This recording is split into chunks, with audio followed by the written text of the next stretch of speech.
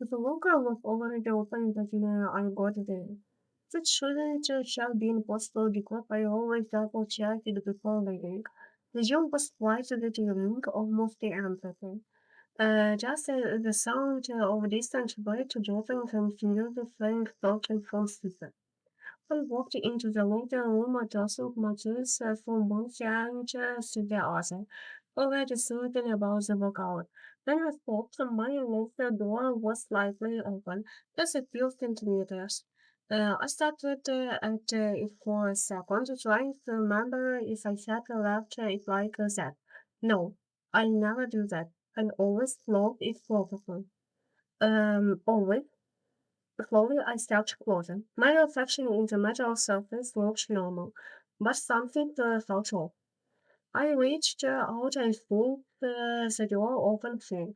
Inside, everything was exactly where I happened to left it. My bag, my hoodie, my water bottle, nothing missing, nothing more. I let out a small breath and almost looked at myself. Leg. I muttered quietly. You probably didn't fold it properly. I grabbed my hoodie and turned to walk over to the bench. That's when I noticed something else.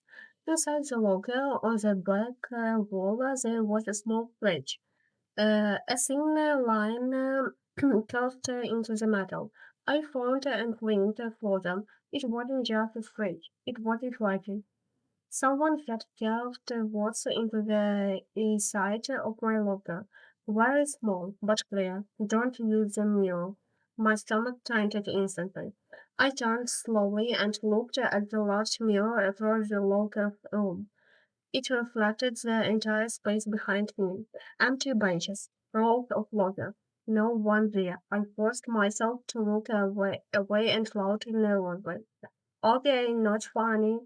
I said under my breath, assuming it was some stuffed joke. I grabbed my towel and started getting ready, but the message just stayed in my head. Don't use the mirror. It felt too specific, too deep. Part two. I tried to ignore it, but it became harder the longer I stayed in the room. Every time I moved, I could feel the mirror behind me, like it was pulling my attention toward it. I kept my eyes down, focusing on my back, my shoes, anything besides the reflection.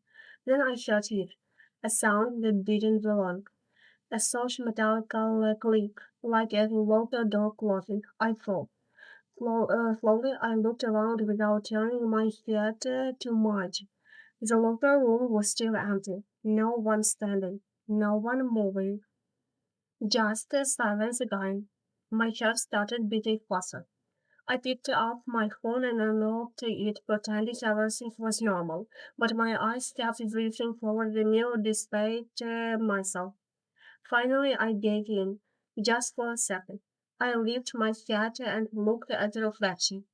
Everything looked normal at first. My standing there, the rope of lockers behind me, the empty bench. Then I noticed something that made my chest tighten instantly.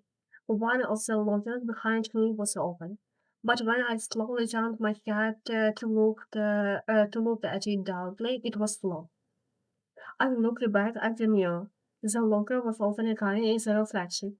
My breathing became shallow. I started at it, trying to understand what I was saying. Then something moved inside the reflection locker, slowly, like something shifting in the darkness. My phone vibration suddenly in my hand. I looked down. One new notification. I know number, just three words. I want you.